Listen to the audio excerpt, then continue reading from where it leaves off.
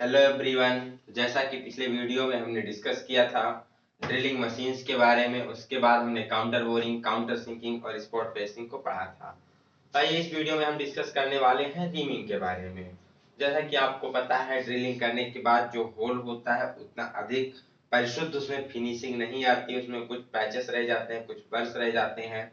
तो उसको साफ करने के लिए और उसको एकदम से एक्यूरेट साइज में फिनिश करने के लिए हम क्या करते हैं, रीमिंग प्रोसेस करते हैं। तो रीमिंग करने के लिए किसका प्रयोग किया जाता है, रीमर का प्रयोग किया जाता है। तो इस वीडियो में हम बेसिकली इसी के बारे में पढ़ने वाले हैं। तो आइए वीडियो को स्टार्ट करते हैं। सबसे पहले क्या है रीमर। रीमर क्या है, ये भी एक प्रकार का कटिंग टूल होता है जिसके द्वारा हम किसी भी ड्रिल किए गए होल को क्या करते हैं, परिशुद्ध साइज में बनाते हैं और उसके साथ साथ उसको फिनिश करते हैं। इसका काम क्या है, छिद्र को या होल को यथार्थ माप में परिष्कृत करना, मतलब जो एक्यूरेट साइज है उसमें फिनिश करना, और उसके साथ साथ उसको काफी अधिक उसकी परिशुद्धता फिनिशिंग को बनाना। तो पूछा जाता है the tool which is used to finish and enlarge the hole. Enlarge का मतलब, उसका कहने का मतलब ये नहीं होता है कि उसको 2 mm 3 mm बढ़ाना। इनलार्ज का मतलब होता है थोड़ा सा बढ़ाना और उसकी साइज को फिनिश करना। तो इसके लिए हम प्रयोग करते हैं रीमर का, और जो प्रोसेस होती है ये रीमिंग कहलाती है। ठीक, रीमर किसका बना होता है, ये भी हाई स्पीड स्टील का बना होता है। रीमर बेसिकली दो प्रकार के होते हैं, एक होते हैं हैंड रीमर, दूसरा होता है मशीन रीमर। हैंड रीमर ये स्ट्रेट सैंक में होते हैं, इसका प्रयोग हम हाथ के द्वारा करते हैं। और जो मशीन रीमर होते हैं ये टेपर सैंक में उपलब्ध होते हैं, इसका प्रयोग हम मशीन स्पिंडल में इसको लगाकर उपयोग करते हैं। ठीक, आइए इसके बारे में देखते हैं। तो हैंड रीमर सबसे पहले डिस्कस करेंगे। तो इसका उपयोग किसी भी छिद्र को पॉलिश करने, मतलब उसको काफी अधिक एक्यूरेट साइज में बनाने के लिए किया जाता है। पूछा जाता है कि हैंड रीमर मशीन रीमर से किस प्रकार भिन्न होता है, किस प्रकार अलग होता है। तो अलग होता है असमान दांतों की संख्या और टेपर लीड की वजह से। ये ऑप्शन में आपको एज इट इज दिया जाता है। Hand reamer differ from machine reamer because of the unequal, क्या है, असमान दांतों की संख्या, unequal number of teeth and taper lead की वजह से। तो आपको ध्यान रखना है कि इसमें जो दांतों की संख्या होती है वो असमान होती है। ठीक है, इससे रीमिंग क्रिया बहुत आसानी से होती है और जो चिटचिटाहट होती है, थोड़ा बहुत वाइब्रेशन वगैरह होता है, वो बहुत कम होती है। ठीक, हैंड रीमर के द्वारा 0.05 से लेकर के 0.125 mm तक के हम मेटल को हटा सकते हैं। बहुत ही कम मात्रा में धातु को हटाते हुए साइज को क्या करते हैं, फिनिश करते हैं। तो इसके द्वारा कितना मेटल हटाया जाता है, बहुत ही इंपॉर्टेंट है। 0.05 से 0.125 mm तक के धातु को हम काट सकते हैं। और हैंड रीमर को हमेशा ध्यान रखना है, हमेशा क्लॉकवाइज डायरेक्शन में ही घुमाना है। एंटी क्लॉकवाइज घुमाएंगे तो उसमें दांते कुछ इस प्रकार कटे होते हैं, जो क्लॉकवाइज घुमाने पर ही कटिंग का कार्य करते हैं। एंटी क्लॉक घुमाने पर उसके दांते खराब हो सकते हैं। ठीक है, तो जो मोस्ट इंपॉर्टेंट क्वेश्चन है कि हैंड रीमर मशीन रीमर से किस प्रकार भिन्न होता है, तो असमान दांतों की वजह से, जिससे कि उसे पर्याप्त क्लियरेंस मिलता है चलने के लिए और चिप्स वगैरह भी आसानी से फ्लो करती रहती है। नेक्स्ट है मशीन रीमर। तो मशीन रीमर जैसा कि हमने पहले जाना, जो इसकी सैंक होती है टेपर सैंक में होती है, जिसके द्वारा हम इसे मशीन के स्पिंडल में या फिर ड्रिल चक वगैरह स्लिप सॉकेट के द्वारा हम पकड़ कर प्रयोग में लाते हैं। ठीक है, इसे मशीन में फिट करके रीमिंग की क्रिया की जाती है। अब कुछ और रीमर के बारे में पूछा जाता है, जैसे हेलिकल फ्लूटेड स्पाइरल और एडजस्टेबल एक्सपेंशन। इन सब रीमर के बारे में भी देख लेते हैं। सबसे पहला helical fluted reamer. Helical fluted reamer ये कीबे या फिर ग्रुप की रीमिंग करने के लिए प्रयोग किया जाता है। डायरेक्ट पूछा जाता है कि किसी भी कीबे या फिर ग्रुप की रीमिंग करनी है तो कौन सा रीमर प्रयोग करते हैं, तो हम प्रयोग करते हैं हेलिकल फ्लूटेड रीमर का। ये भी एक हैंड रीमर ही होता है। नेक्स्ट है स्पाइरल फ्लूटेड रीमर। ये भी एक प्रकार का हैंड रीमर है, हाथ के द्वारा ही प्रयोग किया जाता है। इसका हम प्रयोग करते हैं किसी भी टेपर्ड होल की फिनिशिंग के लिए। कोई ऐसा होल है जो टेपर में बना हुआ है, उसकी फिनिशिंग के लिए प्रयोग किया जाएगा स्पाइरल फ्लूटेड रीमर। और जो इसके मतलब फ्लूट होते हैं स्पाइरल और हेलिकल होने की वजह से इसमें चिटचिटाहट, मतलब जो उसमें चपक कर चलते हैं, थोड़ा कम होता है, क्लियरेंस थोड़ा इसे मिलता है और चिप्स वगैरह आसानी से रिमूव होते रहते हैं। नेक्स्ट इसमें आता है मशीन रीमर में एडजस्टेबल रीमर। एडजस्टेबल रीमर नाम से ही स्पष्ट है, इसके साइज को थोड़ा बहुत घटाया बढ़ाया जा सकता है, एडजस्ट किया जा सकता है। तो इस पे क्या होता है ऐसा कि जिसकी वजह से साइज को एडजस्ट करते हैं, तो इसकी बॉडी पर थ्रेड कटी हुई होती है, उसके साथ साथ उसमें टेपर स्लॉट कटा होता है, जिसके माध्यम से मतलब थ्रेड के माध्यम से और टेपर स्लॉट के माध्यम से हम क्या करते हैं, इसके ब्लेड को थोड़ा ऊपर नीचे करके इसके साइज को 0.8 mm तक एडजस्ट कर सकते हैं। कितने तक एडजस्ट कर सकते हैं? 0.8 mm तक इसके साइज को घटाया या बढ़ाया जा सकता है। इसमें हमें अगर ये रीमर मतलब बदलना है, खराब हो जाता है, तो पूरे रीमर को नहीं बदलना होता है, केवल इसके ब्लेड को ही हम चेंज कर देते हैं और रीमर हमारा फिर से कार्य करने लगता है अच्छी तरीके से। तो कह सकते हैं कि रिपेयरिंग वर्क में बहुत ही सर्वोत्तम होता है, आसानी से हम इसकी रिपेयरिंग कर सकते हैं। तो ये था एडजस्टेबल रीमर। दूसरा देखते हैं एक्सपेंशन रीमर, मोस्ट इंपोर्टेंट, इससे भी बहुत बार क्वेश्चन पूछा जाता है। एक्सपेंशन रीमर से ये भी एक प्रकार का मशीन रीमर होता है। इसके भी बॉडी में सुराख होता है, वो सुराख कैसा होता है? टेपर में होता है और उसमें चूड़ियां कटी हुई होती, मतलब उसमें इंटरनल थ्रेड कटी हुई होती है सुराख में, और इसके साथ साथ इसकी बॉडी स्प्लिट होती है। स्प्लिट मतलब उसके जैसे बेलनाकार सरफेस है, उसमें हल्का सा पूरे बॉडी में क्या होगा, ग्रुप टाइप कटा होगा, जिससे कि इसके साइज को भी थोड़ा बहुत एडजस्ट किया जा सके। जिसे क्या करते हैं, इसके टेपर सुराख में हम प्लग लगाकर क्या करते हैं, उसको कसते हैं, टाइट करते हैं, क्योंकि उसमें थ्रेड कटी होती है। तो इसकी सहायता से इसकी बॉडी को साइज को थोड़ा बहुत घटाया बढ़ाया जा सकता है। तो एक्सपेंशन रीमर का प्रयोग बहुत बार पूछा जाता है। तो किसी भी स्टैंडर्ड साइज के होल की फिनिशिंग के लिए प्रयोग किया जाता है एक्सपेंशन रीमर। ऐसा होल जो कि स्टैंडर्ड साइज में फिनिश करना है, तो उसके लिए हम प्रयोग करते हैं एक्सपेंशन रीमर। इसके साइज को कैसे घटाते बढ़ाते हैं? तो जो टेपर सुराख होता है उसमें प्लग लगाकर कसने से इसके साइज को थोड़ा बहुत घटाया बढ़ाया जा सकता है।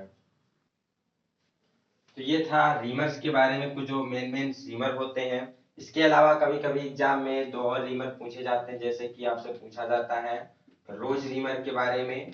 तो रोज रीमर की क्या विशेषता होती है? जो उसके तीत होते हैं, दांते होते हैं, 45 डिग्री पर तिरछे होते हैं, ठीक है, और ये टेपर साइज में मिलते हैं। इसका प्रयोग प्राय हम करते हैं रफ रीमिंग के लिए।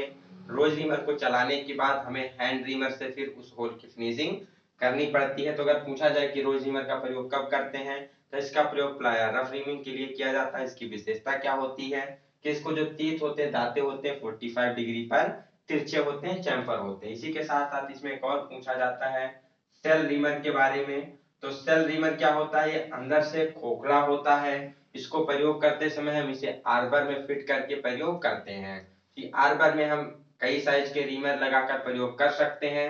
तो इसमें केवल हमें रीमर को ही बदलना पड़ता है, पूरे सेटअप को नहीं बदलना पड़ता है। इसलिए जो इस प्रकार के रीमर होते हैं, सेल रीमर होते हैं, काफी रिप्लेसमेंट में आसान होते हैं, मतलब कह लीजिए तो इकोनॉमिकली रूप से बहुत सस्ते होते हैं। तो ये था सेल रीमर और रोज रीमर के बारे में, इसे भी ध्यान में रखेंगे। मोस्ट इंपोर्टेंट, रीमिंग करते समय हमें लुब्रिकेंट का प्रयोग करते रहना होता है, जिससे कि जो होल की फिनिशिंग है काफी अच्छी आए। तो इसके लिए हम बेसिकली ऑयल का प्रयोग करते हैं, ठीक है। उसका निश्चित नियमित रूप से प्रयोग करते रहना, नहीं तो होल की फिनिशिंग उतनी अच्छी नहीं आएगी। नेक्स्ट आता है calculation of drill size for reaming. अब रीमिंग करने से पहले हमें ड्रिलिंग करनी होती है। तो ड्रिलिंग करने के लिए हमें ड्रिलिंग के साइज का कैलकुलेशन करना होता है कि कितने mm का हमें होल करना है कि उसके बाद उसमें पर्याप्त मेटल बचे, जिससे कि रीमिंग के द्वारा उसको फिनिश किया जा सके। मान लीजिए अगर आपको 10 mm का रीमिंग होल करना है, मतलब 10 mm का होल बनाना है जो कि रीमिंग के द्वारा बिल्कुल परिशुद्ध फिनिश में हो, ठीक है। अब अगर आपने पहले ही 10 mm का ड्रिल कर दिया, तो फिर उसमें 10 mm का रीमर नहीं चल सकता, मेटल ही नहीं होगा पर्याप्त हटाने के लिए, तो फिर होल फिनिश कैसे होगा? तो इसके लिए हम क्या करते हैं, पहले ड्रिलिंग साइज का कैलकुलेशन करते हैं रीमिंग के अनुसार, फिर ड्रिलिंग करने के बाद रीमिंग की प्रक्रिया की जाती है। तो कैलकुलेशन कैसे करते हैं आइए देखते हैं। तो इसके लिए फार्मूला प्रयोग किया जाता है, मोस्ट इंपोर्टेंट, ड्रिल साइज बराबर ream size minus under size plus over size. मतलब अगर आपको ड्रिलिंग साइज निकालना है तो रिमिंग का साइज एग्जाम में दिया जाएगा, ठीक है, उसमें से अंडर साइज और ओवर साइज को जोड़ करके टोटल में से घटा देना है। तो फार्मूला याद रखना है, ड्रिलिंग साइज बराबर rhyming size minus under size plus over size. अब अंडर साइज और ओवर साइज को जोड़ करके रिमिंग साइज में से घटा दो तो आपकी ड्रिलिंग साइज निकल जाएगी। रीमिंग के लिए हमेशा जो ओवर साइज होता है ये 0.05 mm रखा जाता है। इसका मतलब क्या है, मतलब आप कोई भी ड्रिल प्रयोग कर रहे हैं तो क्या करता है, अपने साइज से 0.05 mm हमेशा बड़ा होल बनाएगा। मान लीजिए अगर आप 5 mm का ड्रिल साइज प्रयोग कर रहे हैं तो एक्यूरेट 5 mm में नहीं बनता, वो लगभग 5.05 mm तक बनता है। ये जो ओवर साइज रखते हैं ये ड्रिल के अनुसार ही रखते हैं, जो उससे थोड़ा ज्यादा होल बनाता है तो उसको हम ऑलरेडी पहले क्या करते हैं, माइनस कर लेते हैं। तो ओवर साइज हमेशा एनी कैटेगरी में, एनी सिचुएशन में 0.05 mm रखा जाता है। और जो अंडर साइज है, under size according to drill के डायमीटर के अनुसार वेरी करता रहता है। तो वो देख लेते हैं एक चार्ट के द्वारा।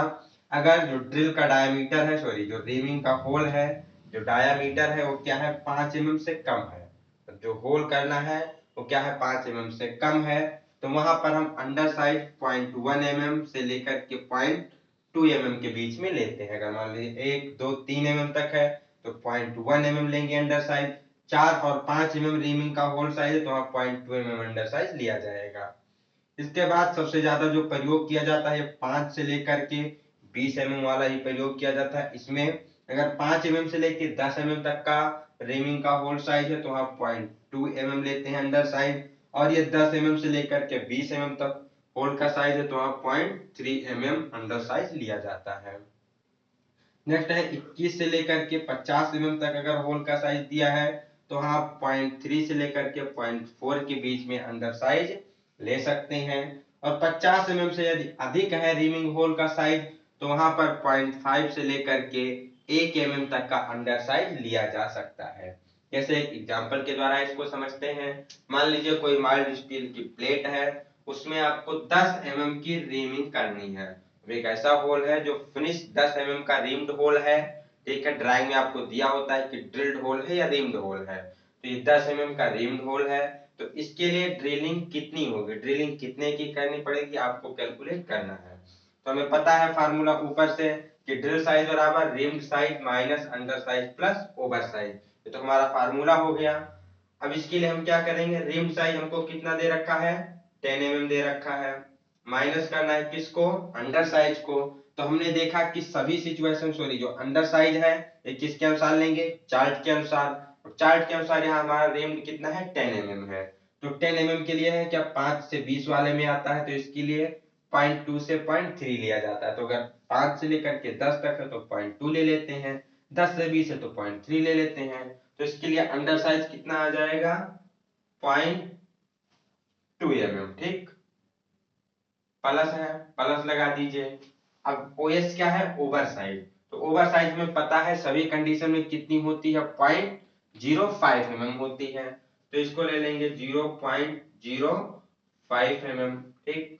तो ये है आपका 10, इन दोनों को जोड़ेंगे तो ये हो जाएगा 0.25, ठीक। अब 10 में से 0.25 घटाएंगे तो आपका बच जाएगा 9.75 mm, ठीक। मतलब अगर आपको 10 mm की रिमिंग करनी है, रिम्ड होल बनाना है, तो उसके लिए जो ड्रिल साइज होगा वो कितने का होगा, 9.75 mm का होगा, ठीक है। यदि आपको ऑप्शन में 9.75 नहीं मिलता है तो इसे आप अप्रोक्सीमेटली 9.80 की तरफ जा सकते हैं। मान लीजिए 9.75 का ड्रिल उपलब्ध नहीं है तो आप 9.80 का ड्रिल साइज ले सकते हैं।